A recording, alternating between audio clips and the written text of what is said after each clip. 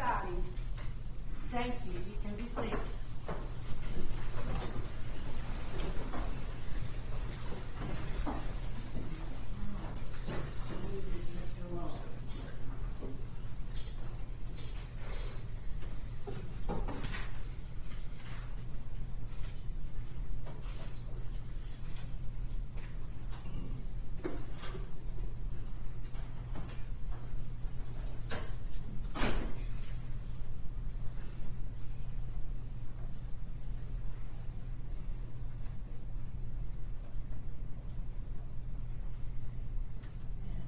If you'll give me just a moment to log into my devices.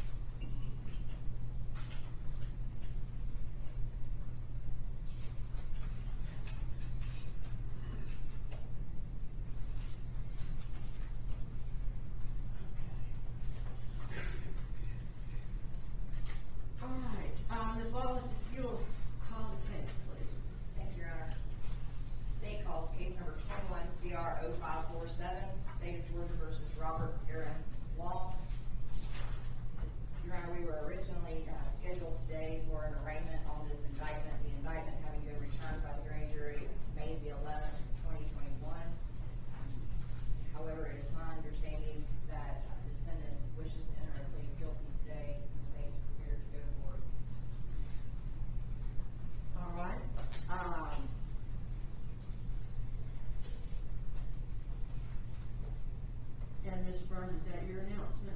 That's our announcement, Judge. We're ready. All right. I guess a couple of preliminary matters then.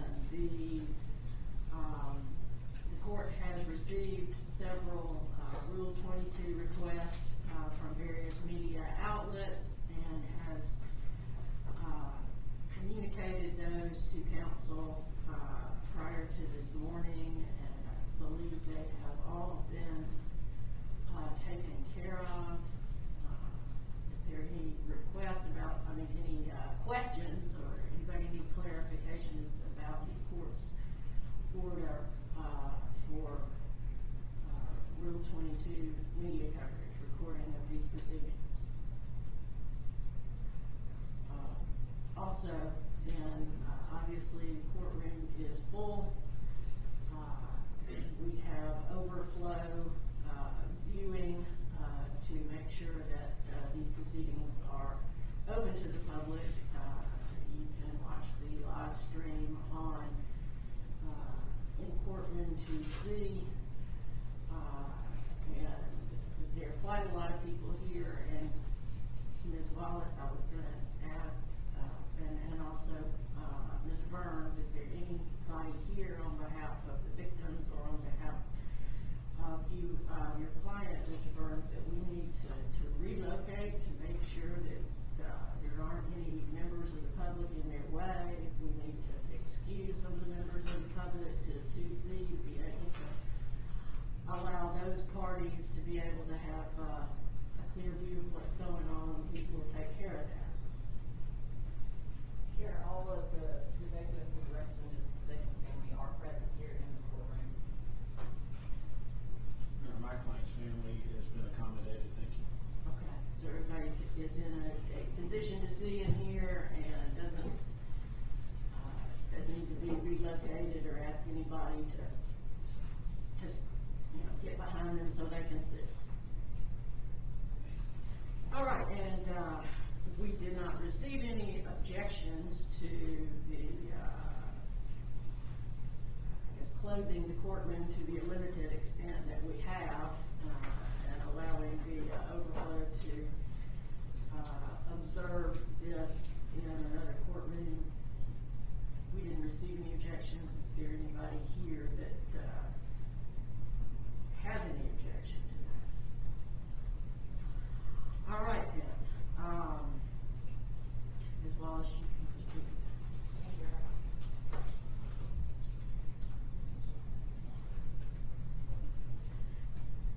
Better, do you want Mr. Long to come to the lectern, or would you like for him to sit at the table?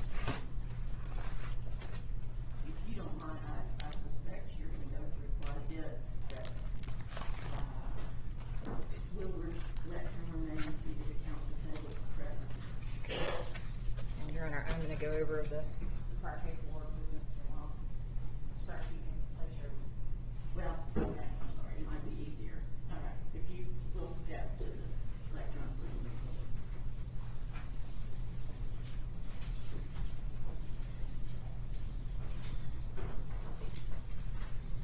You raise your right hand to the best of your ability. Do you swear or affirm that the testimony you give to the court today will be the truth, the whole truth, and nothing but the truth to help you God? I do. Put your hand down. Please state your full name for the record. Robert Aaron Long. Mr. Long, I'm showing you what's been identified as a motion to accept negotiated plea agreement. Have you gone over this paperwork with your attorney? Yes, ma'am. And have you given him truthful answers to each and every question that may be asked on this piece of paper? Yes, ma'am. And the negotiation that's on this paper, is that the negotiation that you agreed to? Yes, ma'am. Finally, is this your signature? Yes, ma'am. Now showing you the possible effects of your conviction. Have you gone over this form with your attorneys? Yes, ma'am. Have you given truthful answers to each and every question that might be on this form? Yes, ma'am. And is this your signature on this form? Yes, ma'am. Showing you the petition to enter a plea of guilty. Have you gone over this form with your attorneys? Yes, ma'am. Have you given truthful answers to each and every question that are asked on this form? Yes, ma'am. Finally, is this your signature? Yes, ma'am. Showing you the notice of post-conviction remedies and advisement of rights. Have you gone over this form with your attorneys? Yes, ma'am. And do you have any questions about this form that have not been answered by your attorneys? No. And is this your signature on this form? Yes, ma'am.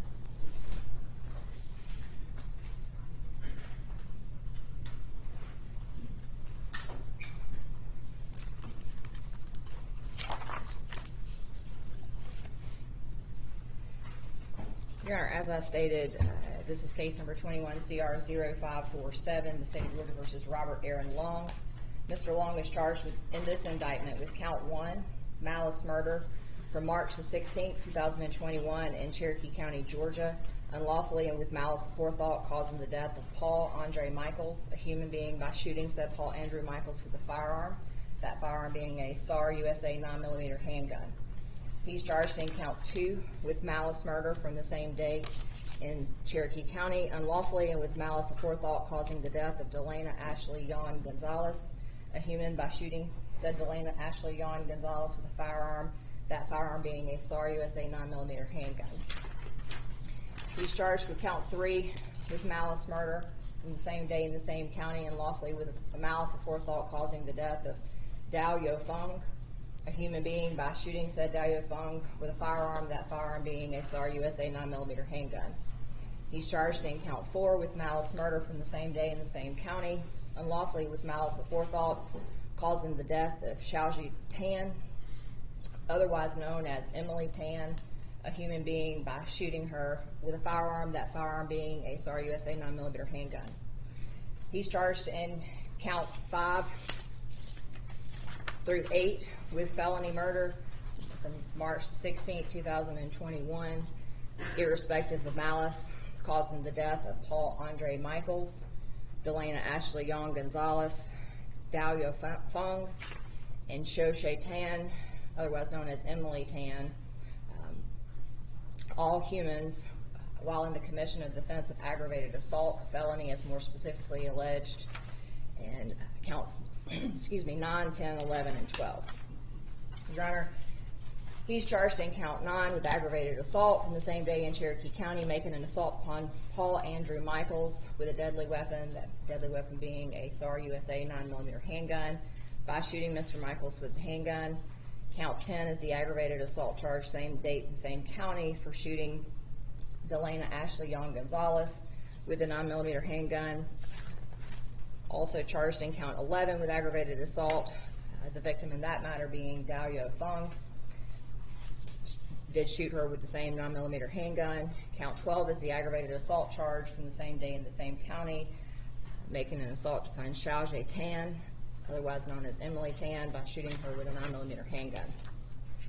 He's charged in count 13, Your Honor, with criminal attempt to commit murder from the same day in the same county, knowingly and intentionally attempting to commit the crime of murder in violation of OCGA 1651, and that he did with malice aforethought shoot Elsias, Hernandez, Ortiz in the face with a SAR USA 9mm handgun, an act which constitutes a substantial step towards the commission of murder. He's charged in count 14 with aggravated assault from, again, March the 16th, 2021 in Cherokee County, making an assault upon Elsias Hernandez Ortiz with a deadly weapon, which was a SAR USA 9mm handgun, by shooting said Elsias Hernandez Ortiz with the handgun. He's charged in count 15 with aggravated battery for maliciously causing bodily harm to Elsias Hernandez Ortiz by seriously disfiguring his face, a member of his body, by shooting him with a SAR USA 9mm handgun. Your Honor, he's charged in count 16 with aggravated assault from the same day in the same county, making an assault upon the person of Marcus Lyon with a deadly weapon, a 9mm handgun, by firing the handgun into the room in which Mr. Lyon was occupying inside of Young's Asian Massage, which placed Marcus Lyon in reasonable apprehension of receiving serious bodily injury. He's charged in count 17 with aggravated assault from the same day in the same county, making an assault upon the person of Mario Gonzalez Vasquez with a deadly weapon, which was a SAR USA 9mm handgun, by firing the handgun multiple times inside Young's Asian Massage while said Mario Gonzalez Vasquez was occupying a room within that business, which placed Mr. Vasquez in reasonable apprehension of receiving serious bodily injury. He's charged in count 18 with aggravated assault from the same day in the same county, making an assault upon the person of Amy Weber with a deadly weapon, which was the 9mm handgun, by firing the handgun multiple times inside of Young's Asian Massage while Amy Weber was occupying a room inside of the business, which placed her in reasonable apprehension of receiving serious bodily injury. He's charged in count 19 with aggravated assault from the same day in the same county, making an assault upon Xu Shui Wua with a deadly weapon, that deadly weapon being a SAR USA 9mm handgun, by firing the handgun multiple times inside of Young's Asian Massage while she was occupying a room inside that business, and placed her in reasonable apprehension of receiving serious bodily injury. He's charged in count 20 with aggravated assault from the same day in the same county, making an assault upon the person of Liao Xiaojing with a deadly weapon, that deadly weapon again being the SAR USA 9mm handgun, by firing the handgun multiple times inside Young's Asian Massage while said individual was occupying a room inside of the business, and placed her in reasonable apprehension of receiving serious bodily injury.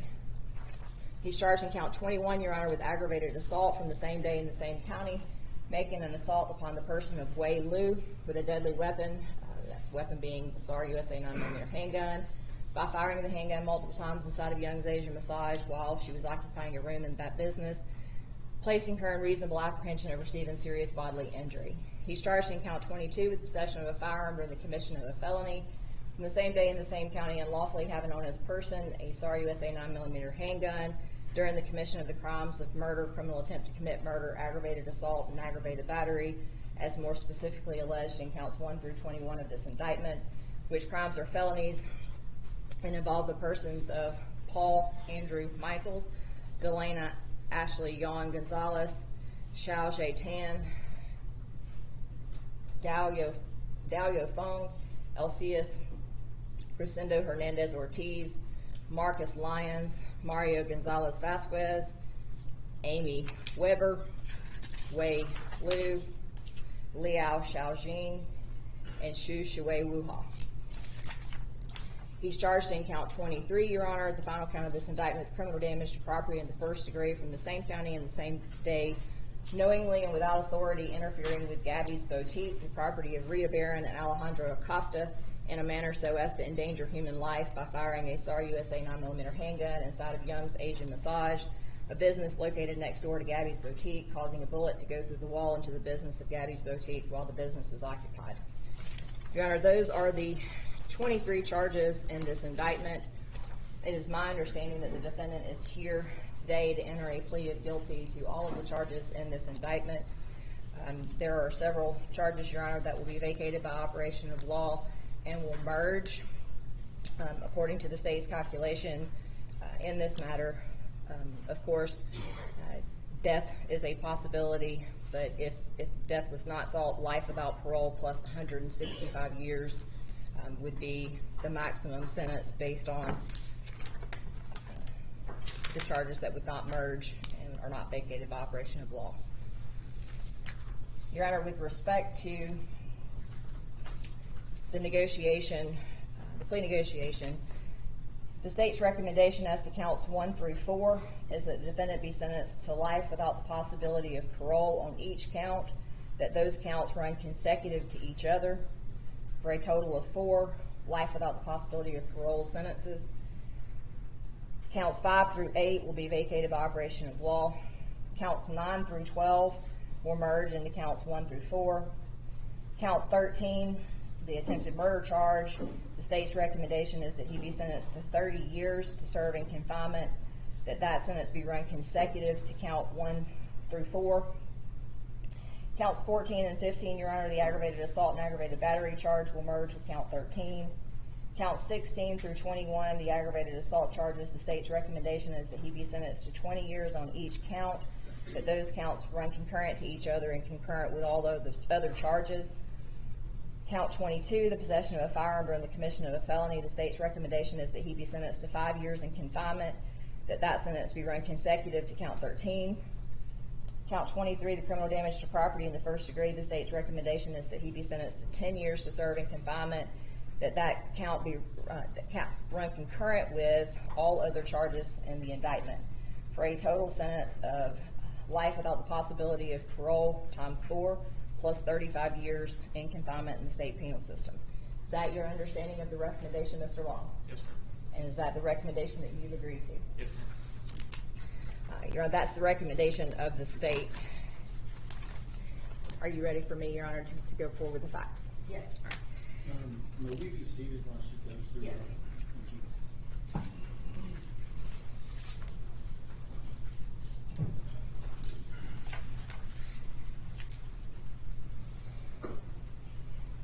Your Honor, had this case gone to trial, the state expects that the evidence would have shown that on March the 16th, 2021, at approximately 3:30 p.m., the defendant, Robert Aaron Long, entered Young's Asian Massage located in Cherokee County, Georgia. He had a SAR 9mm handgun, which was loaded with 17 bullets, in his pocket.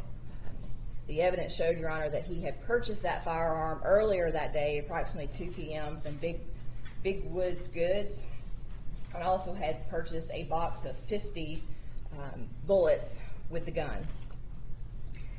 Your Honor, again, the evidence would show that when he entered into Young's on the 16th of March, that he was approached by what we believe the individual who owned the business, Xiao Shaitan, that he paid for and received a service there at Young's, which ended somewhere around 4:45 p.m.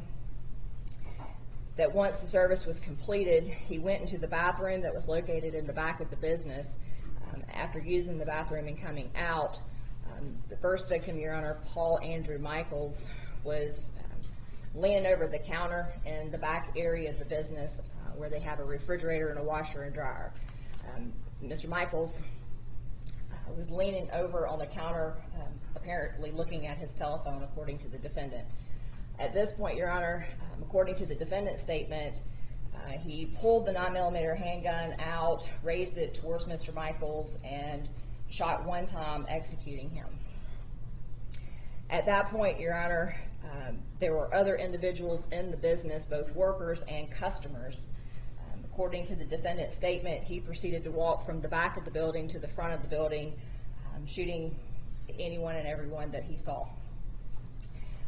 Your Honor, one of the individuals who worked at Young's, who apparently had only been working there for a couple of months, Dao Feng, she was located in room 3 with Marcus Lyons, who is one of the customers and survivors that's in the courtroom today.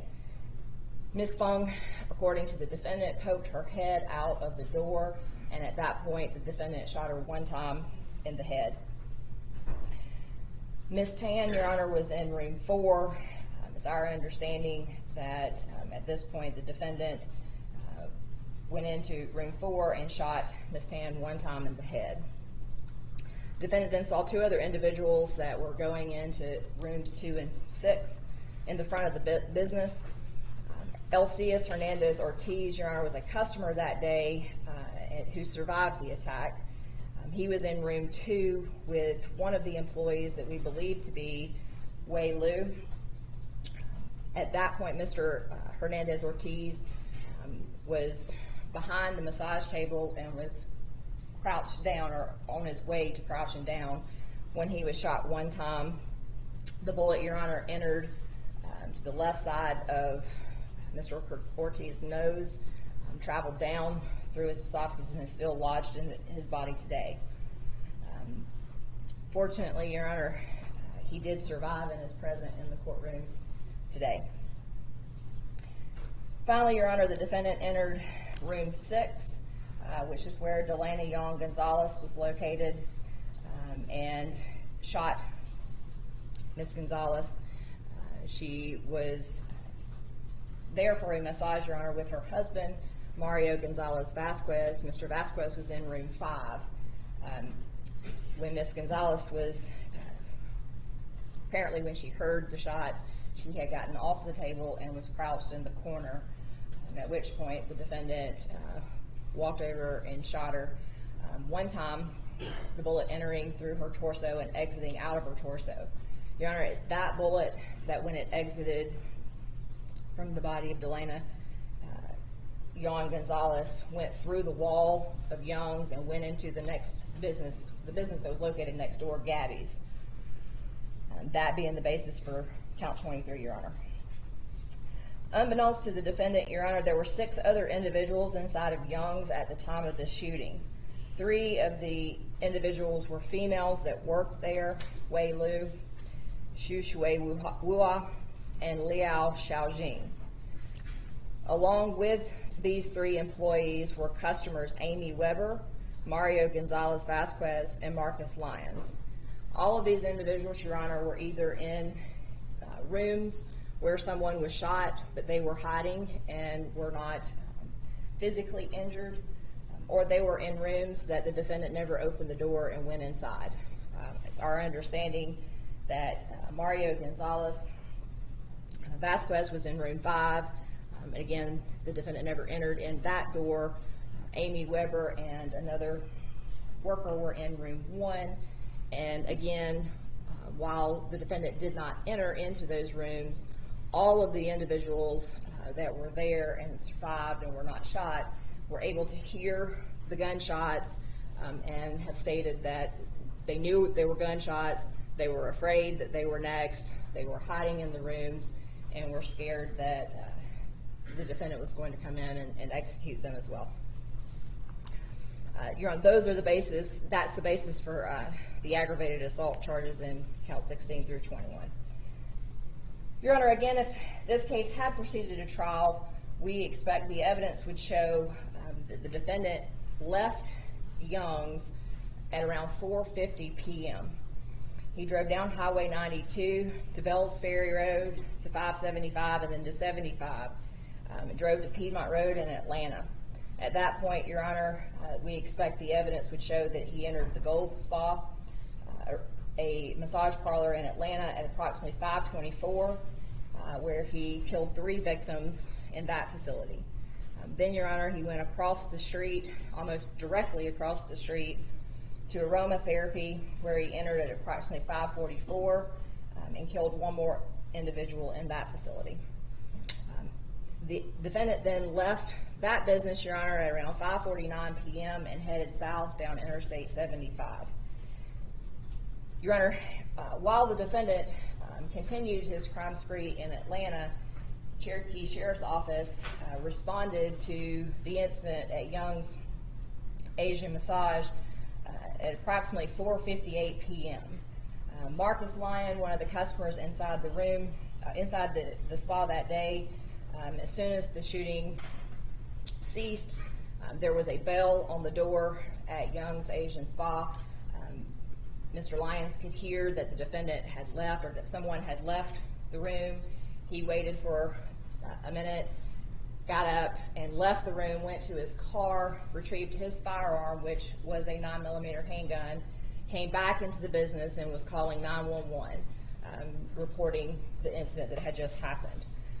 That call, Your Honor, was dispatched to Cherokee County 911 at approximately 4:54, and Cherokee County Marshal's Office and the Cherokee Sheriff's Office arrived at Young's at 4:58. Your Honor, the Young's Asian Massage is in a shopping center, a strip mall, with several other businesses located on each side.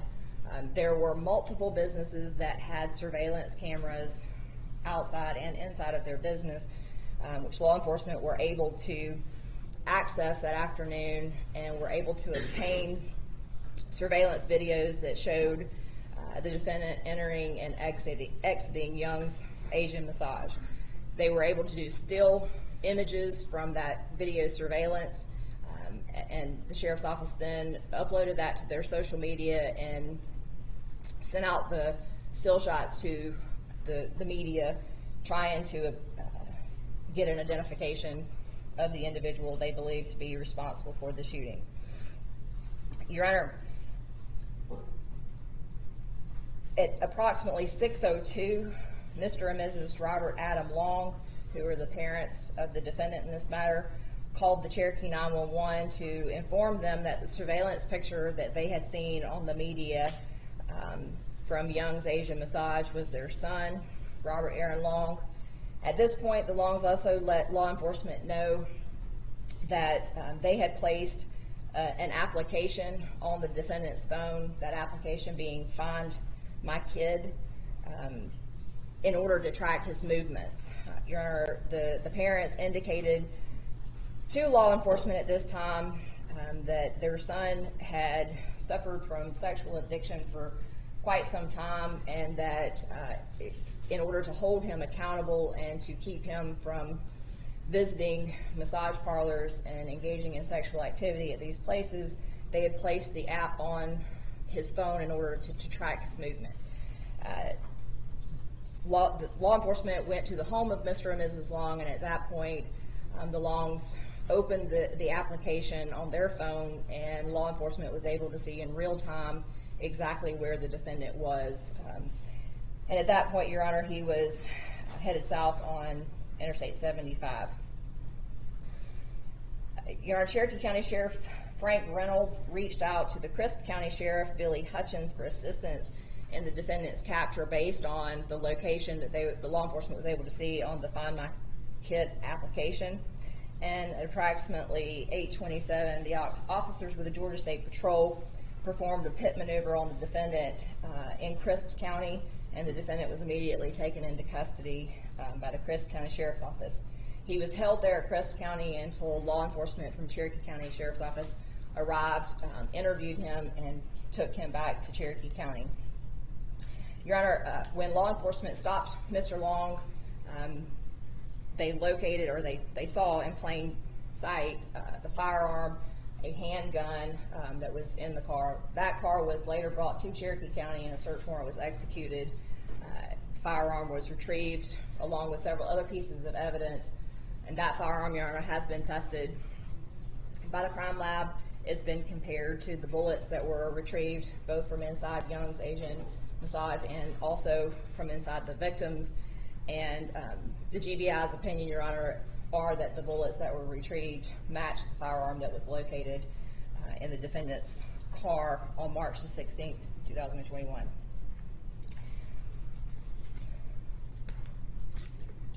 Your Honor, Detectives Robert Hawk and Michael Stevens of the Cherokee Sheriff's Office were the two individuals that arrived at Crisp County Sheriff's Department at approximately 1:30 in the morning on March 17th.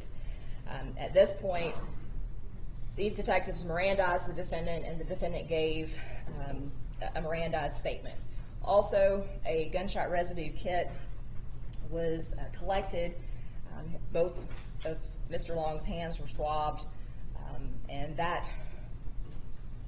the results of that crime lab, Your Honor, those have been tested by the GBI and show a strong presence of gunshot residue that was located on both the hands of the defendant as well as the steering wheel of his car that he was driving.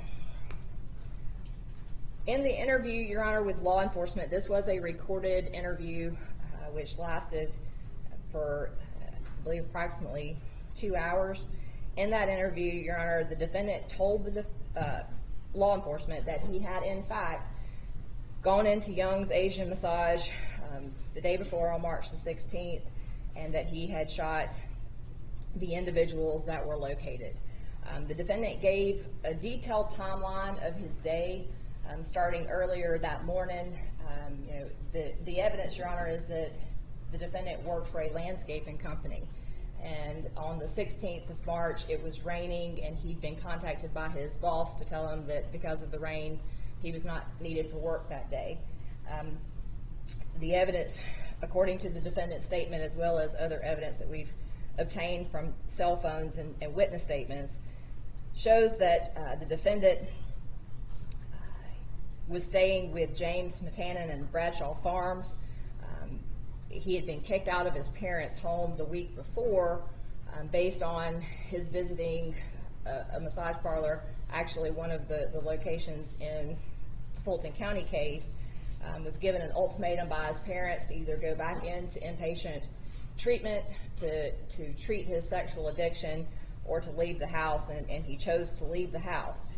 Again, James Matanen, Your Honor, is a friend of his, was an individual that went to church with the defendant and was somewhat of an accountability partner for the defendant. He understood that the defendant had a history of issues with watching pornography and with going to massage parlors to engage in sexual activity, and Mr. Smatanen was trying to do his best to help the defendant overcome his sexual addiction by allowing him to stay with him.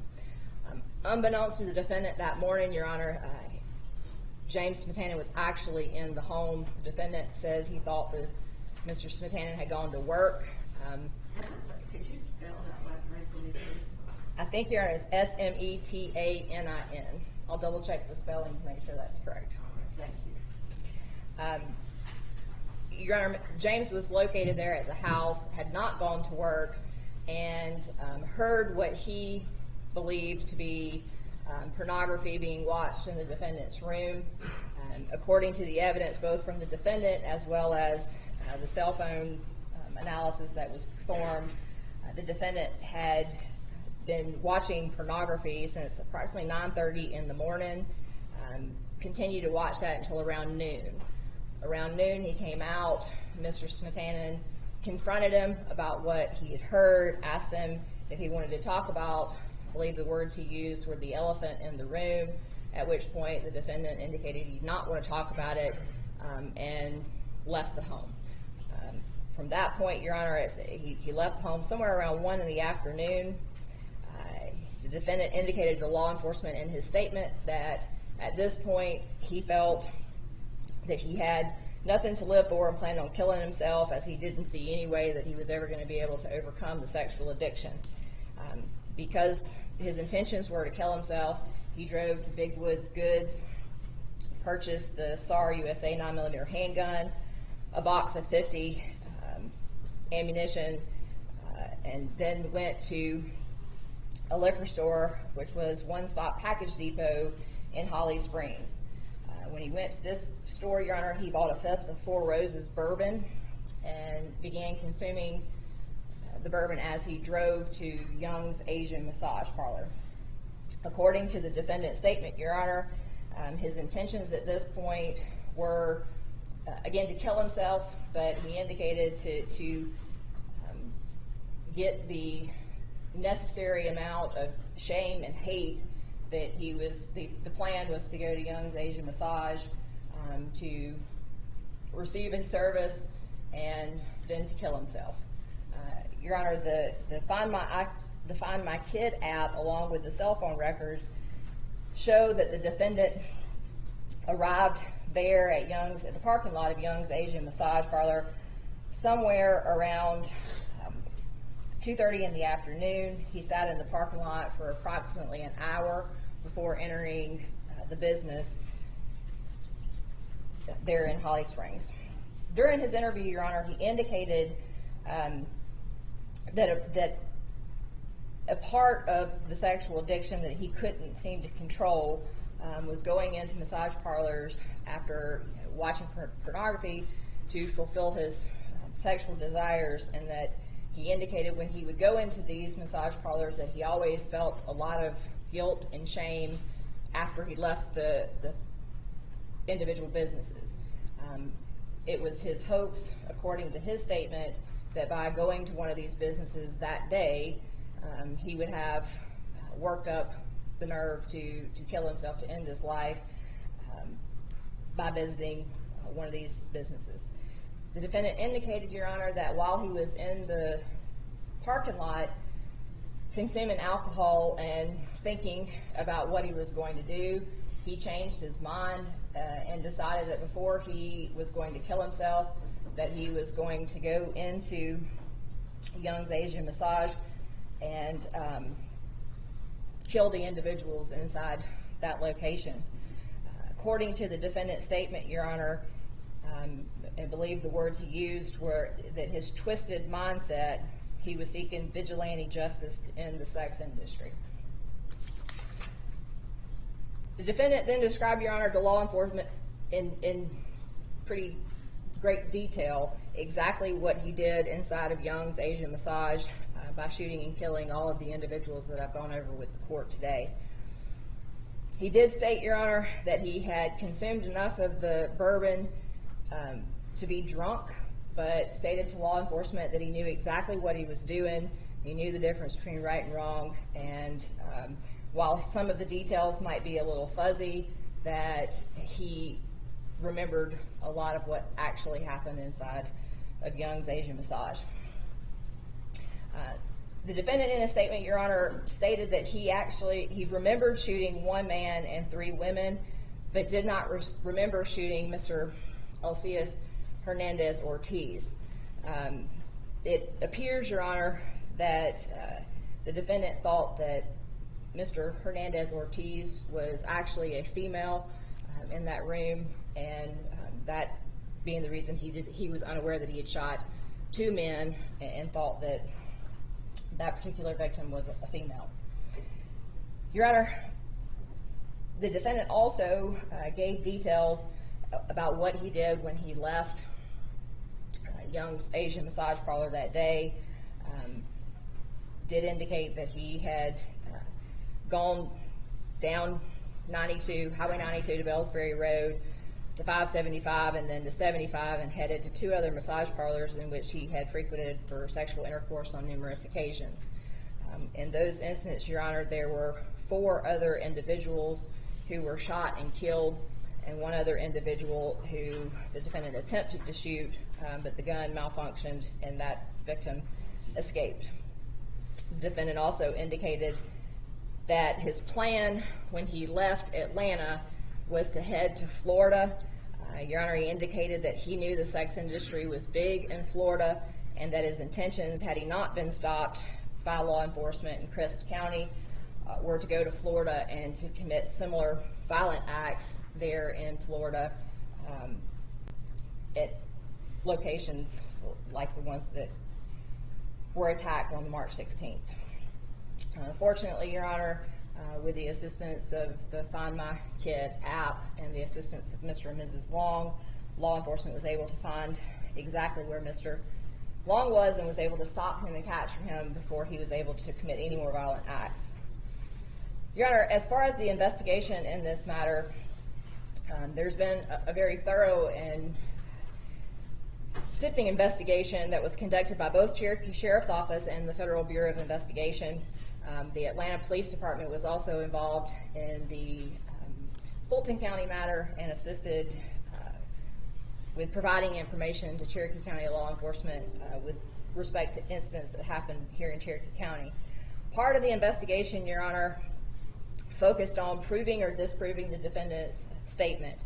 As I have said to the court, the statement was very detailed and very long, and law enforcement was able to corroborate much of what the defendant said in his statement by obtaining cell phone records, doing a forensic analysis of the defendant's phone, which was located when he was stopped in Crescent County, as well as receiving records from Find My Kid app, the Find My Kid app. There were over 40 individuals, Your Honor, that were interviewed by law enforcement as to not only the facts of what happened inside of Young's, but also information about the defendant, his history, his life. In that, the immediate perception, Your Honor, based on the locations, the individual locations being owned by Asian Americans, as well as the number of Asian Americans that were killed, the immediate perception was that these locations and victims had been targeted based on a bias or prejudice towards race, ethnicity, or gender. Because of that, Your Honor, the Federal Bureau of Investigation began investigating the case as a hate crime and assisting with the Cherokee Sheriff's Office and the Atlanta Police Department in their investigations. The law enforcement, Your Honor, with both agencies interviewed many witnesses specifically focusing on the defendant's history, any prior statements and feelings that he had towards other races and ethnicities, and also any prior feelings that he had specifically towards females. In the investigation, Your Honor, law enforcement spoke to at least 3 individuals of Asian descent who have known the defendant since he was a preteen. These are individuals, one of which is a friend of the defendant's, had pretty much grown up with the defendant in church. His mother, who also attended church with him, as well as another female who attended church with the defendant from the time that they were preteens on through high school and college. Your Honor, these individuals who were interviewed by law enforcement made it abundantly clear to law enforcement that they had been very close to the defendant, had been a part of his life for a long time, and that they had never had any issues, never been mistreated in any way towards from the defendant, and had never heard him make any type of statement indicating that he had any bias or prejudice against Asians or Asian Americans. In fact, Your Honor, they expressed just that they had never heard him make any racist statements about any other race, not just Asian Americans. Your Honor, all of the individuals interviewed as a part of this investigation stated the same. Law enforcement interviewed individuals that went to middle school with Mr. Long, high school, attended church with him, knew him in college. All of those individuals, Your Honor, that were interviewed as a part of this expressed that while they were disgusted and shocked about the acts that he committed in Young's Asian Massage, that they'd never had any concerns whatsoever that the defendant was had any prejudice or bias against Asians or Asian Americans. As a part of the investigation for hate crime, Your Honor, law enforcement also looked at the defendant's cell phone. Again, that cell phone was dumped and analyzed by both the Cherokee Sheriff's Office as well as the Federal Bureau of Investigation. The defendant, when he was in inpatient treatment at Hope Quest, also kept a very detailed journal that was collected as part of evidence and analyzed by both Cherokee Sheriff's Office and the Federal Bureau of Investigation with respect to this case. Also, Your Honor, included in the investigation that was looked at was an autobiography that the defendant wrote while he was in treatment as well. By autobiography, I mean the defendant states when he first began having issues that he attributed to a sexual addiction, indicated that these issues started when he was very young, that he began watching pornography as early as 12, that he had been caught by his mother viewing pornography, and his actions, according to him in his autobiography and the journals, seemed to progress, that he, in his own words, was addicted to pornography, that it escalated when he was a senior in high school to wanting to act out, that he reached out to and engaged the services of multiple prostitutes the year after he graduated high school. Your Honor, according to the defendant, this behavior continued. He went into inpatient treatment in 2019 at Hope Quest here in Cherokee County. At that point, when he left Hope Quest, he went into basically a halfway house where he stayed for, I believe, about 8 months. During this time, it's our understanding from the defendant that he learned about massage parlors that offered sexual acts and sexual intercourse. The defendant indicated he learned about this through group sessions where someone mentioned the massage parlors and specifically mentioned a website. Group treatment sessions? Yes, Your Honor. When he was in Hope Quest for sexual addiction, my understanding from the defendant's statement is that someone else in that treatment at the same time during group therapy had mentioned a website called Rub Maps.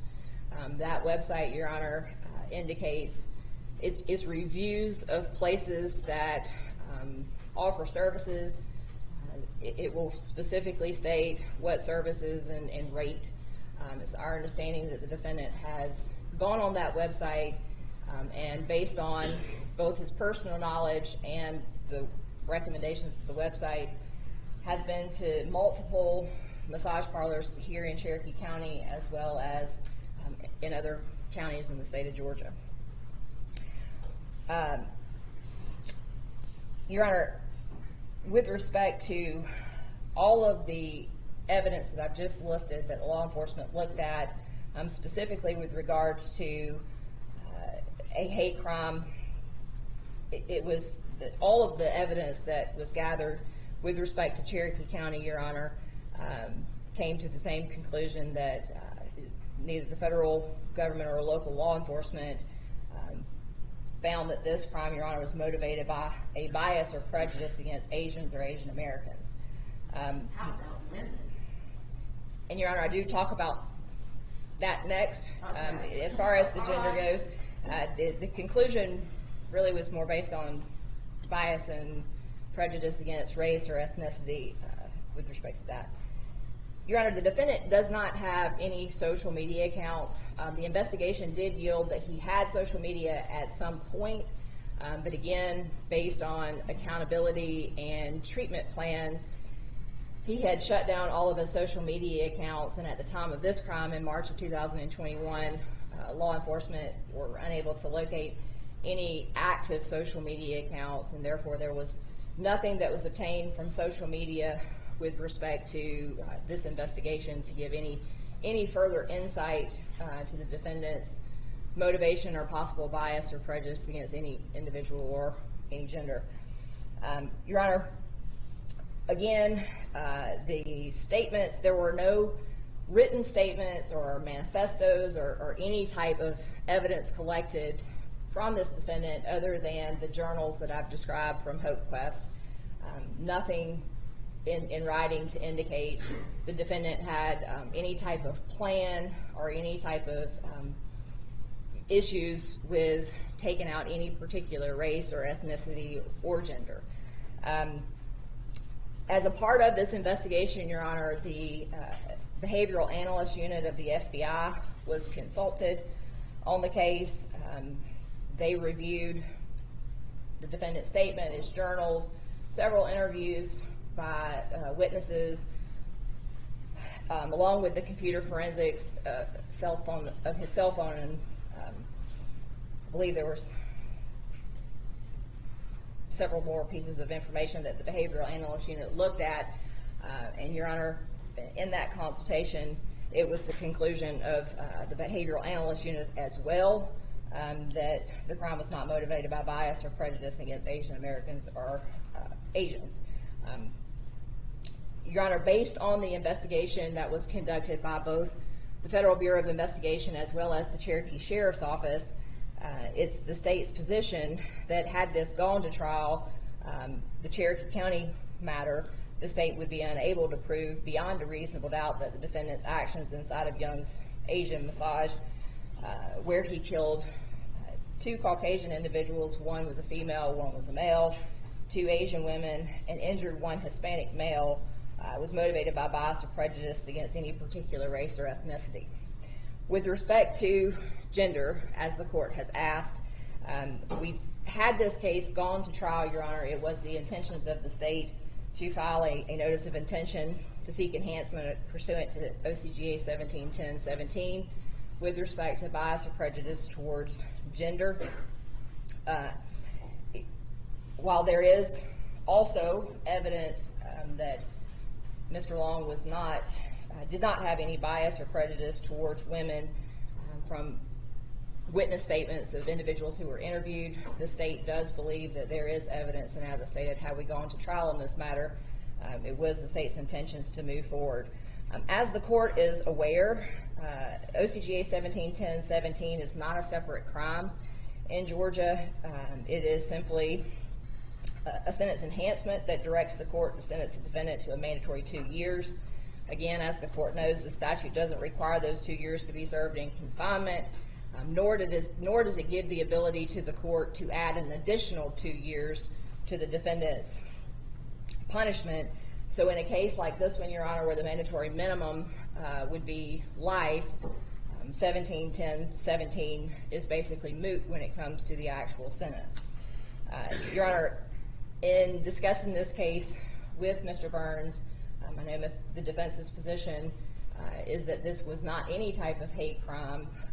The state's not seeking to have the court impose a sentence enhancement under 1710-17 based on plea negotiations and the ability to resolve this case today to the charges in the indictment.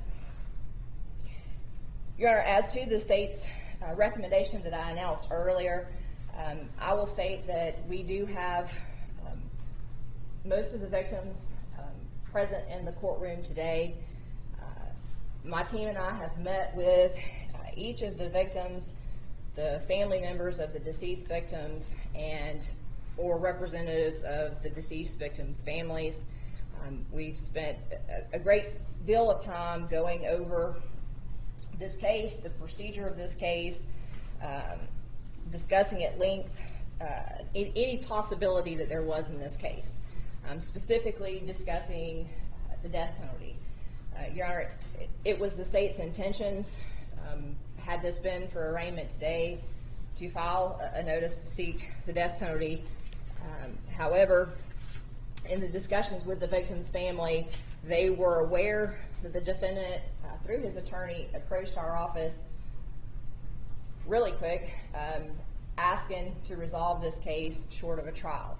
When our office sat down with the victims, let them know about the defendant's request to resolve this case short of trial, and asking to be allowed to receive a recommendation of life without parole instead of the state's seeking the death penalty. Your Honor, each of the victims that we discussed this with or their representatives indicated to us that they wished for us to resolve this case by the plea that we've recommended to the court for a life without parole sentence. Your Honor, the victims have indicated to us in our numerous conversations that they are happy with the swift justice that this would bring, and that they wish for the court to accept the defendant's plea today and to sentence him to the negotiated plea. Your Honor, the defendants, as well as the defendant and his attorneys, are also aware that, as we stated, the state's intentions were to seek the death penalty, and that if any reason the defendant did not accept the negotiations by July 26th, that it was the state's intentions to file the notice of intent to seek the death penalty and move forward. Your Honor, as to one of the victims, Ms. Fung, her family, all of her family members are located in China. We've received an affidavit from her brother indicating that he wished us to go through Family Representative Charles Lee in discussing any recommendations or any matters with respect to this case. We've met with Mr. Lee both in person and have talked to him numerous times on the phone. Mr. Lee resides in the Atlanta area, and he has indicated to us that Mr. Fung and Ms. Fung's family, she has an 82-year-old mother and a sister, are all in agreement with the recommendation that has been given to the court today. Your Honor, likewise, Elsias, Hernandez, Ortiz, Amy Weber, Mario Gonzalez Vasquez, and Marcus Lyons, who were present inside of Young's on March the 16th. They are here today. We've gone over the recommendation with respect to this case, and they too are in agreement with the state's recommendation. Your Honor, just to let the court know who's present in the courtroom representing the victims, Ms. Tan's family, her daughter Jamie, and her ex-husband Mike Webb are present in the courtroom. Those are the individuals that we have had contact with respect to the state's recommendation in this case. Present in the courtroom on behalf of Delana Ashley Young Gonzalez are her mother and her husband and her sister. Those individuals, Your Honor, have also met with us on numerous occasions and are in agreement with the state's recommendation to resolve in this case today short of trial. The family, Your Honor, of Mr. Paul Michaels, his wife Bonnie Michaels is present in the courtroom today.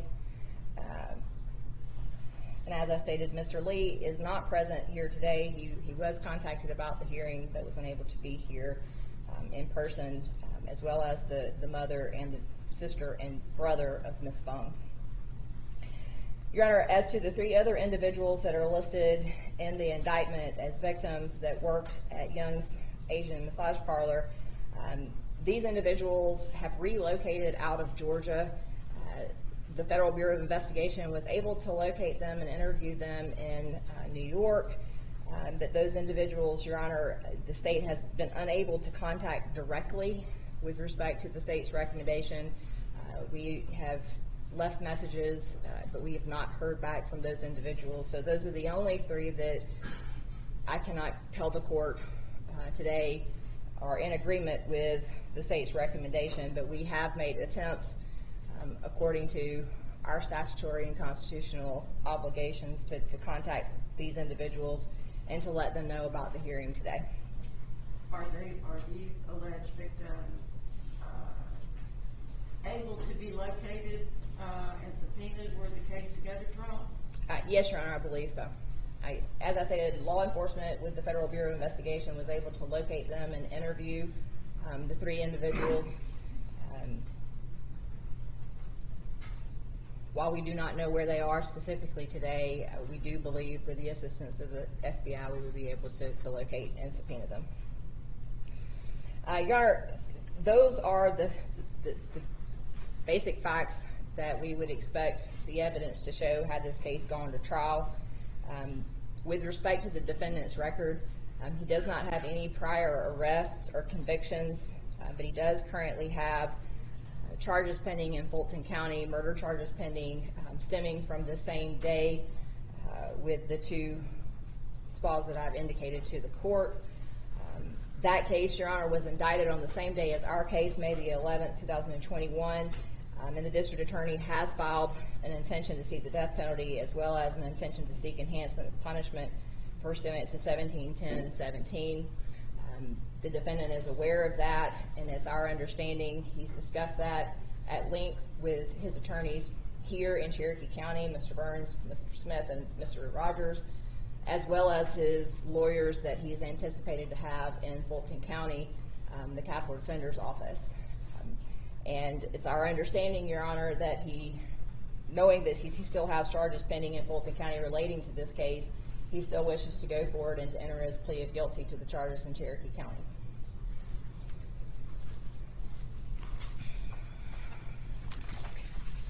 And just to state for the record, I believe we covered this in one of the pages of documents that Your Honor has. The defendant is aware that by entering a plea of guilty that he's waiving any issue that there may be with his statement that was given or any evidence that was collected. He's waiving any defects that there may be in the indictment, and is entering his plea of guilty today, knowingly and voluntarily.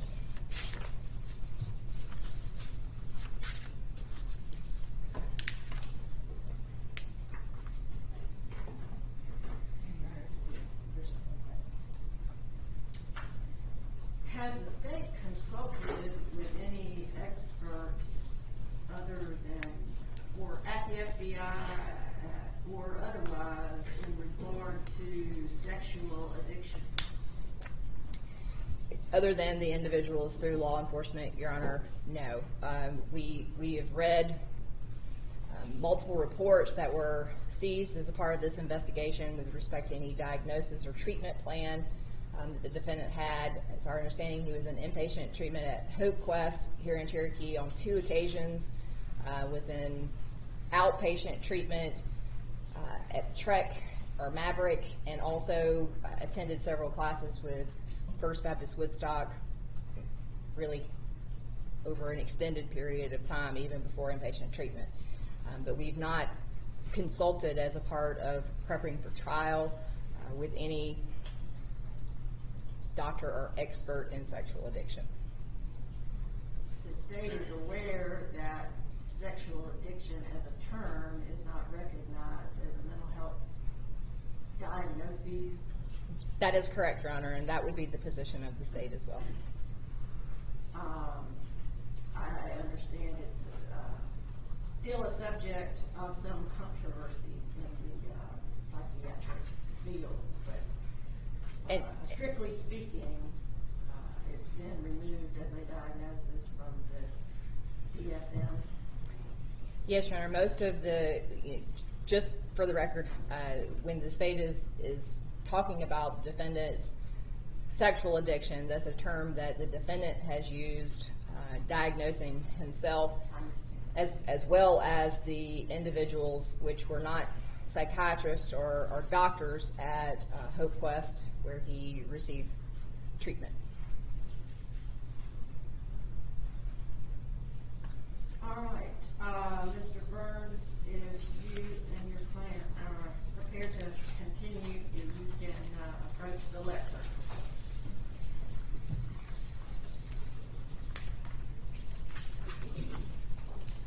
All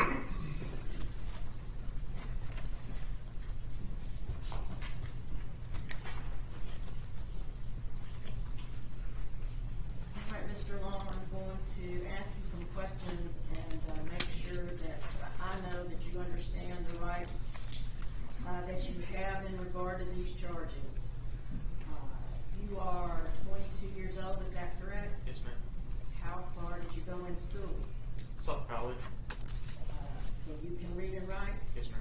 Are you under the influence of any drugs or alcohol today? No, ma'am.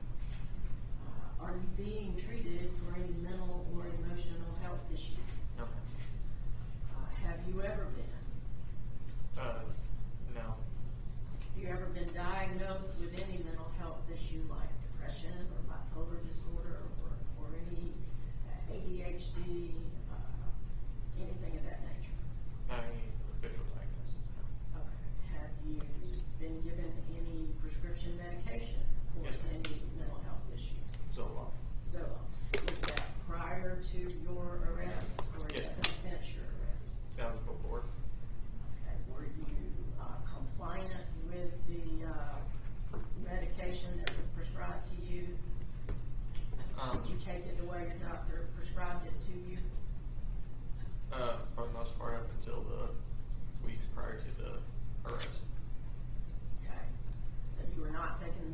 information in the weeks prior to the arrest?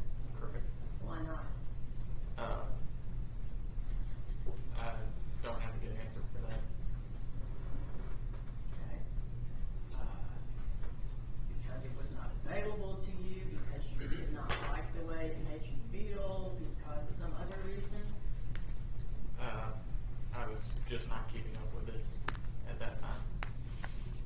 Okay. Have you received, well, let me say this. We had a conference, that is the district attorney and your attorneys and I had a conference yesterday. And I asked them some of the questions I'm going to ask you now. One of the things we discussed is whether or not there was anything in your mental or emotional status at the time of these offenses that might be a defense to your criminal liability, and also whether there were any issues related to your competency to stand trial today. And Mr. Burns, if you'll just tell, I guess restate for the record, whether there have been any evaluations of Yes, Your those Honor. issues. Your Honor, we have had Mr. Long evaluated for competency, and we see there are no issues or defenses that have been presented to us. Okay. And have there been any, discussions or any evaluations regarding criminal responsibility? They were all competency evaluations.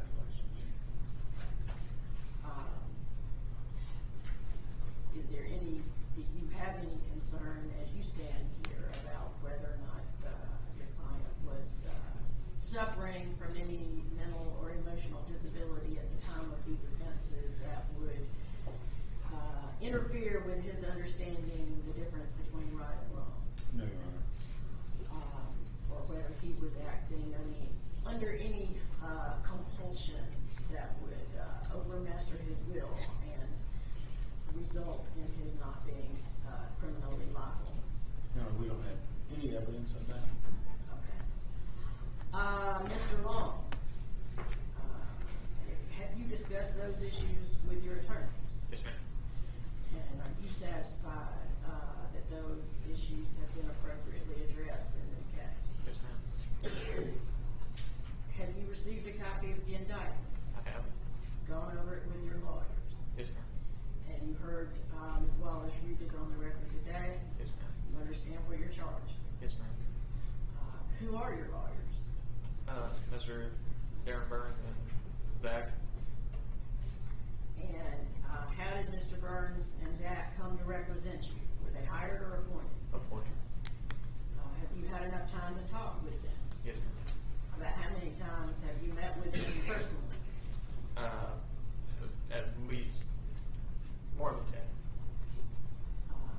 What other contact have you had with them? How many times have you had a IWeb visit? At least 5 or 6 times. And are you satisfied that you have had enough time to talk with your lawyers? Yes, ma'am. You told them everything you know about your case. I have. Have there been any questions about the law that you have asked them that they could not answer? No, ma'am. To specifically address some of the things that were brought up in the state's recitation of its evidence. Mr. Burns, have you gone over, for example, the forensic reports regarding the firearms and the bullets? Your Honor, we have reviewed all of the state's evidence with Mr. Long. Specifically the forensics, yes. Okay.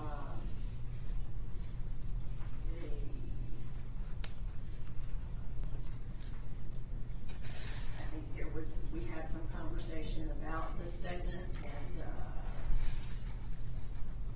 whether or not Mr. Long was afforded his right to counsel in that regard.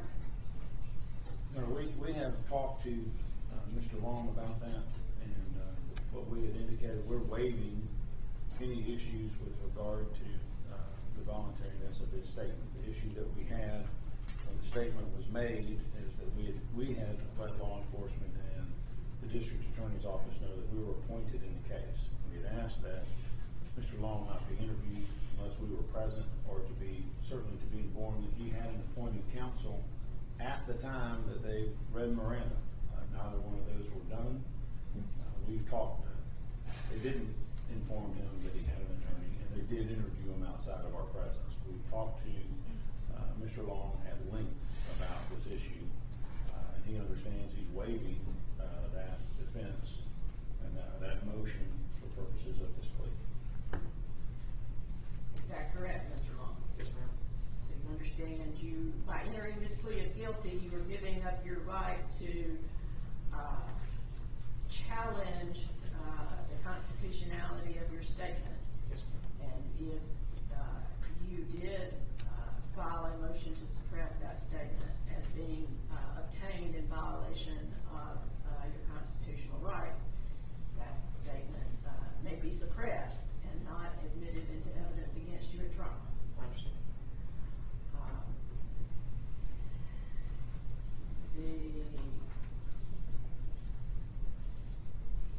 The state had mentioned when we spoke, I guess it was in regard to the tracking application and whether there were any constitutional implications from that. I'm not sure that there would be, but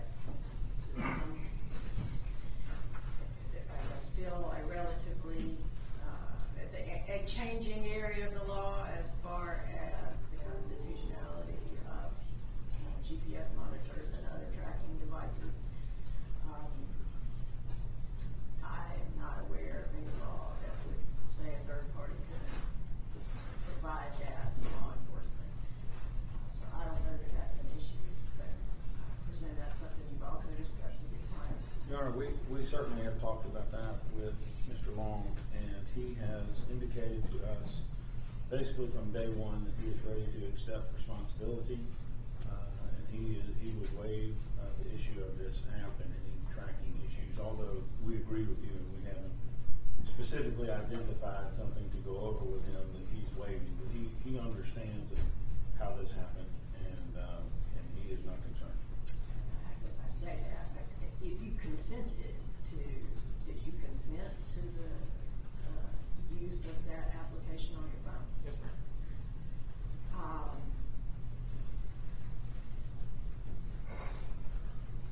Again, it may not make much difference in the ultimate sentence that's been negotiated, but it appears, at least at present, that the state does not have under subpoena and has not been able to speak to 3 of the named victims in this indictment.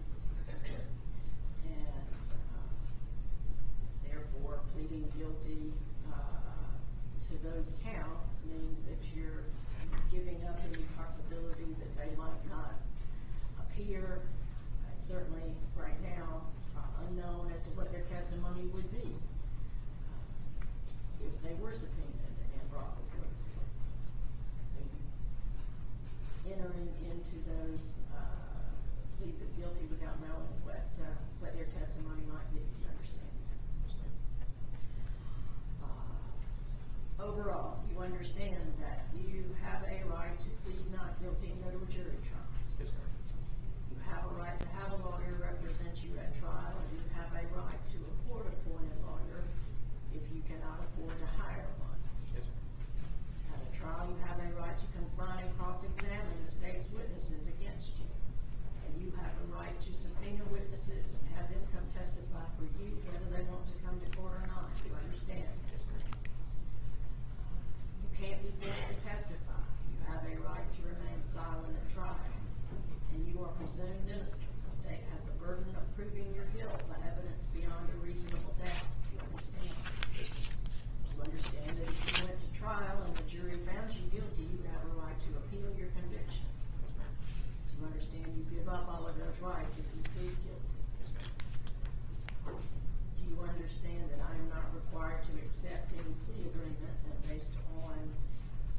charges in the indictment,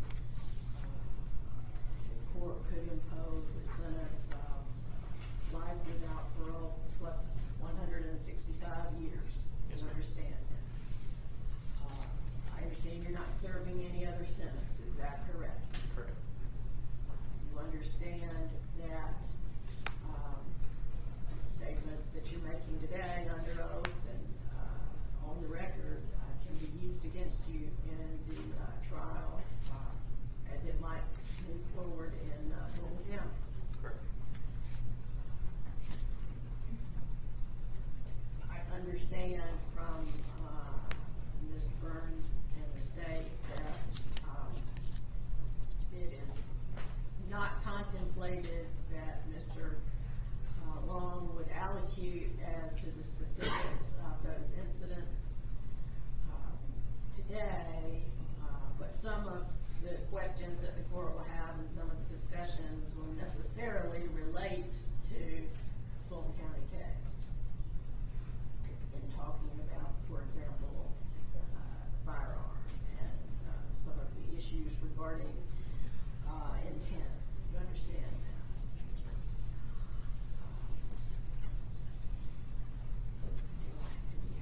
Possible effects of my conviction form, did you go over that? Yes, ma'am.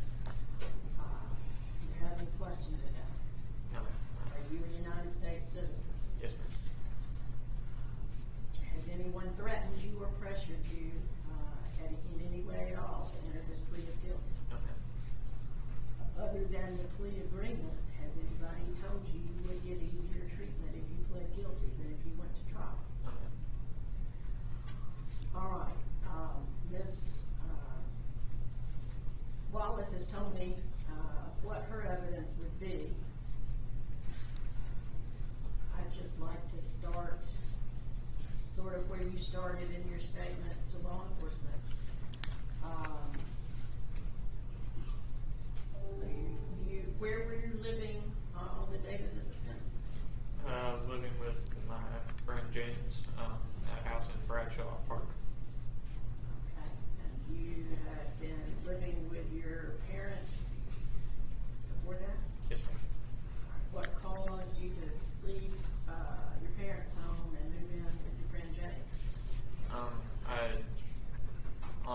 One of the terms that I had with my parents and moving back in there was that if I went and acted out one of these parlors again, then that would be grounds for me moving out of there. And so that is what happened in the week prior or 2 weeks before. And then I went and stayed with my friend James.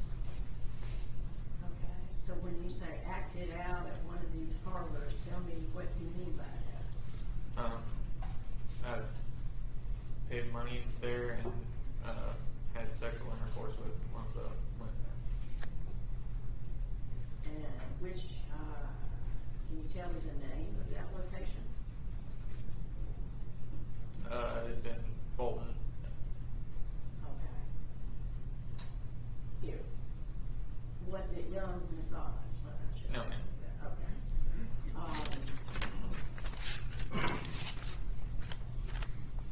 And how did your parents know that you had done this? The tracking app. They see my location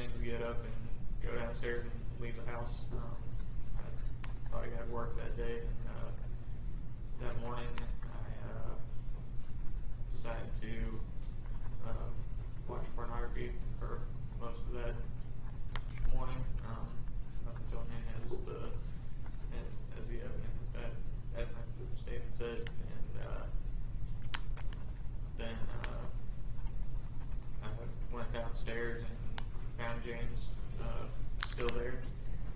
And he heard everything and asked me if I wanted to talk about it. At that point, I did not, and was very embarrassed and ashamed, especially since I had just gotten kicked out of my parents' house the week before for pretty much the same thing, and ended up getting in my car, wanted to leave, and just get out of the situation. And so that's when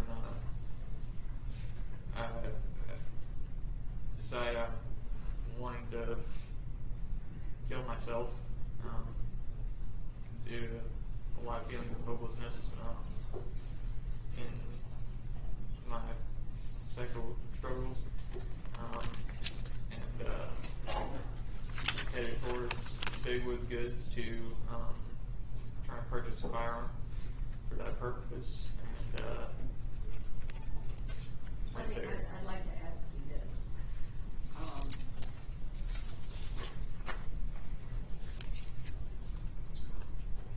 What is it about what you call your sexual struggles? What is it that causes you shame and guilt about that? I mean, the avenues that I take to meet those desires, it never felt like I had a lot of control over those urges, and became obsessive to the point where it would preoccupy a lot of thought space, and it's hurt a lot of the relationships in my life, and I still found myself going back to it even after all the efforts I've made towards treatment and coping skills with it, and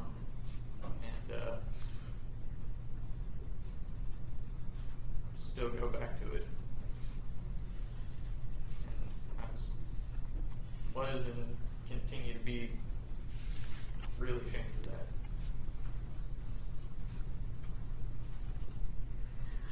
I know this is hard to talk about. It's hard for me to talk about.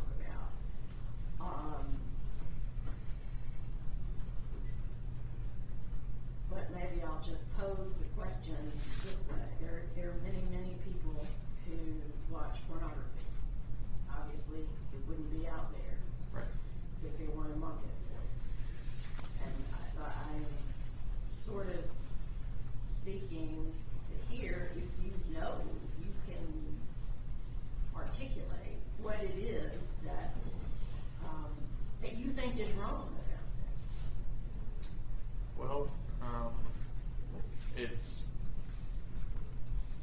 taking something that I believe to be meant for a monogamous relationship between a man and a woman, and making sport of it without any relationship efforts in it, and essentially taking sex out of its context that I believe to be only correct in a marriage relationship. All right. Now, you said, I think, you felt hopelessness and suicidal, or thinking about killing yourself. Yes, And ma'am. that's when you went to buy the gun. Yes, ma'am. Okay. So tell me about that transaction.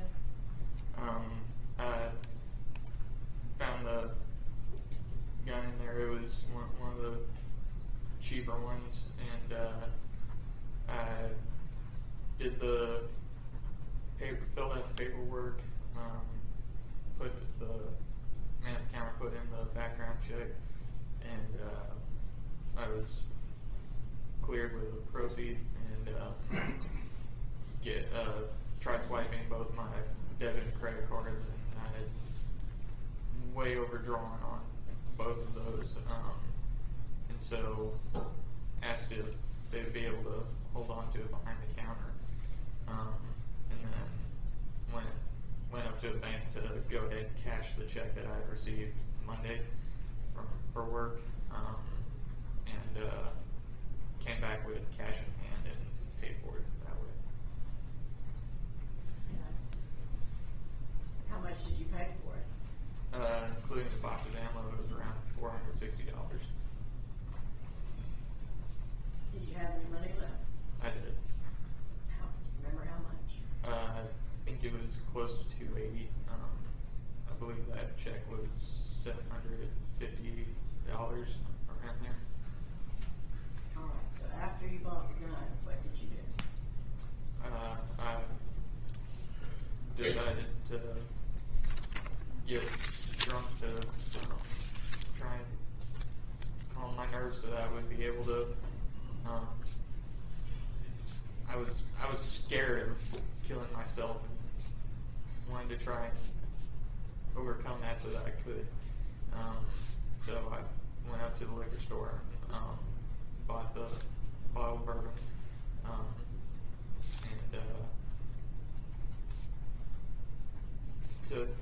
I believe I took a few sips of it there in the parking lot, and then proceeded to drive to Young Bay Massage. Why did you go there? As I said in the recorded statements, I decided to try and go there to act out, sexually receive sexual favor, and hopefully, my hope was that I would hate myself enough at that point, and possess enough self-loathing to end my own life.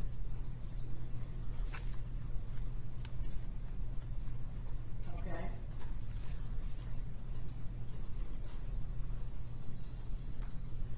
All right. Now, how far was the massage parlor from the liquor store? How long did that take you to get there?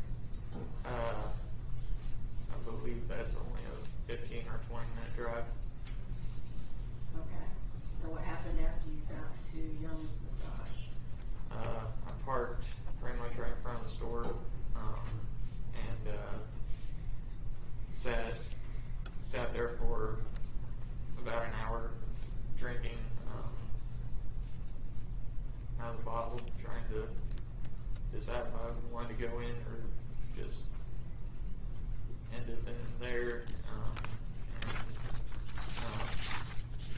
started feeling drunk, and was that time period while I was sitting in the car was when I began thinking about killing the people inside there, and Had you been to Young's Massage before? yes, ma'am. More than once? Yes, ma'am. And had you received sexual services there? I have. What kind? Mutual masturbation is the extent of what went on at that particular location. Okay. All right, so you said that as you drank the bourbon, that's when it began to think about hurting the other people inside. Yes, ma'am. Tell me more specifically what was that train of thought? The train of thought was, I don't tend to acknowledge this as remotely logical thought, but nonetheless, what was running through my mind was that if I wanted to stop the places and basically punish the people that I could find the self-control to going to stop seeing for the purposes of sexual gratification. Why did you think they needed punishment? I don't even know if punishment was the right word.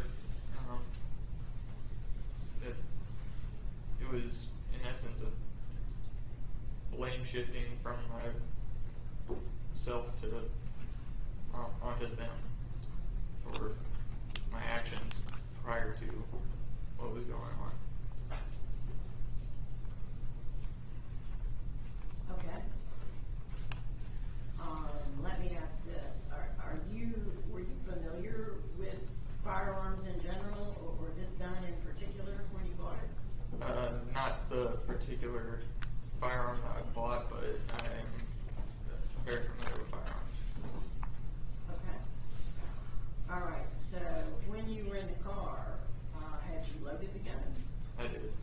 When did you load the gun? At what location?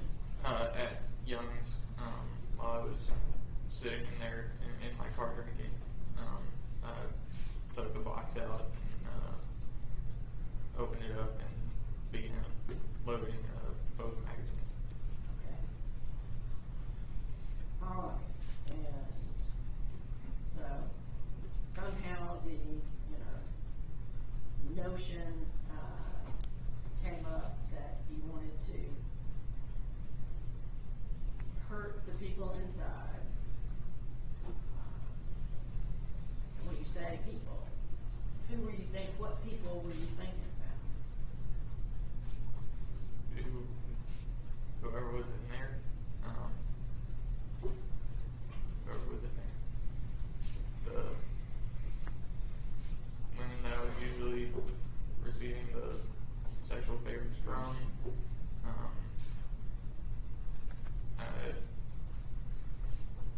when I was in that back room coming out of the bathroom, Well, you went into the building for what reason? Or reasons?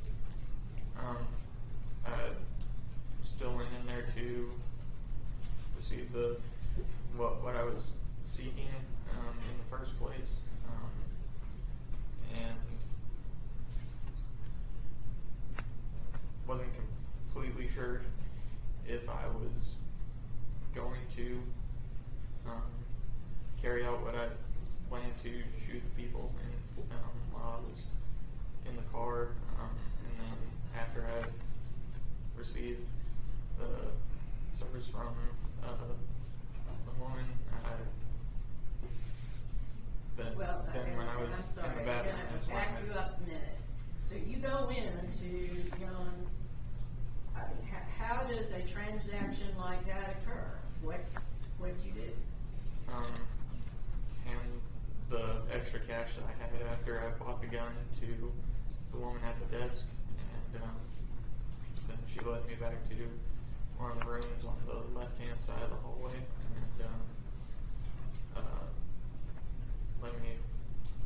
and she exited the room at that point. Is there any conversation? Did you ask for a specific service? No. Did you ask for a price, or did you just hand over all the money you had? I just handed over all the money I had. Okay, go ahead.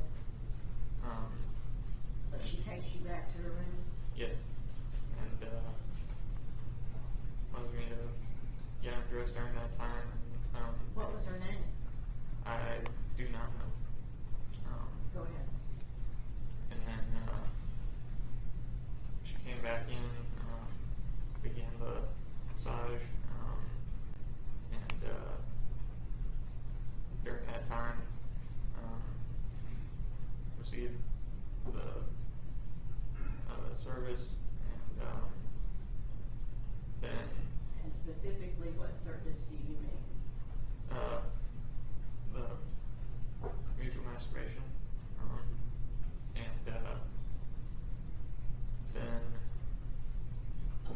was done, she left the room. I got dressed and asked if I could use the bathroom, and that's when I headed to the back room where that was located. And after I was done, I opened the bathroom door, and that is when I held the gun on the man leaning over the counter, looking at his phone. And When, if you recall, during this, did you decide that you were going to start shooting? I think I made that decision in the car. That, yeah, I had decided to do it at that point. And actually did it when I walked out of that bathroom. Okay. And as far as what happened in Young Visage after that, is it as Ms. Wallace described to us earlier? Yes, ma'am. I agree with forensics that the layout of the shop and the victims found. Yeah, that's correct. How long was it between the first shot and the time that you left, if you recall?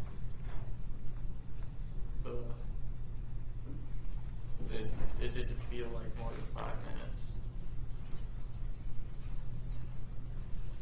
Do you recall any of the thoughts that you had? I don't recall thinking much after I pulled the trigger first.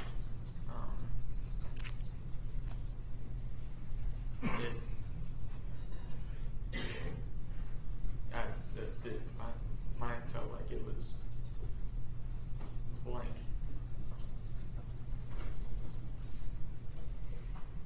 Got it.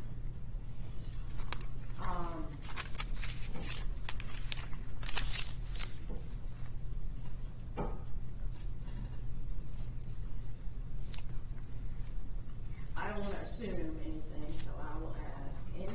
Any of the victims named in this indictment, did you ever seen them before? Okay. Did you know them in any way? I may have seen them the other times that I've been to the parlor, but not to where I recognize anybody specifically. Okay. I'm not asking if there's a possibility you might have seen them. Right. Did you recognize any of these No. people?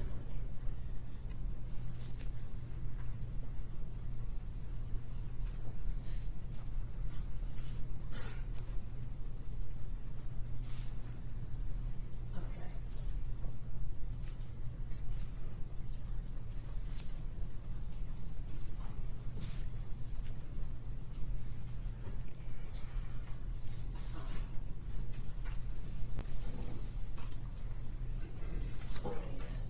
Is there any question? I guess I'll just ask like this. Mr. Burns, do you know of any reason I should not accept your client's plea of guilty? No, Your Honor. And is it your free and voluntary decision to enter? Yes, ma'am. I would find that Mr. Long has made a knowing and voluntary waiver of his right to trial and accept his plea of guilty. Your Honor, may I, just for the record, make sure I know Your Honor was inquiring of the defendant about any past treatment, and there was treatment that he received at Anchor Hospital in November of 2020. I believe the defendant had stated he wasn't officially diagnosed, but was prescribed medicine. It's my understanding, based on the records in this case, that he was prescribed medicine. At that visit, there was an incident that he was suicidal that led to him going there. Just wanted to make sure that that was on the record, and if Your Honor had any questions about it. Thank you for presenting the record. I don't have any other questions unless there's anything else. Counsel, you wanted to bring up?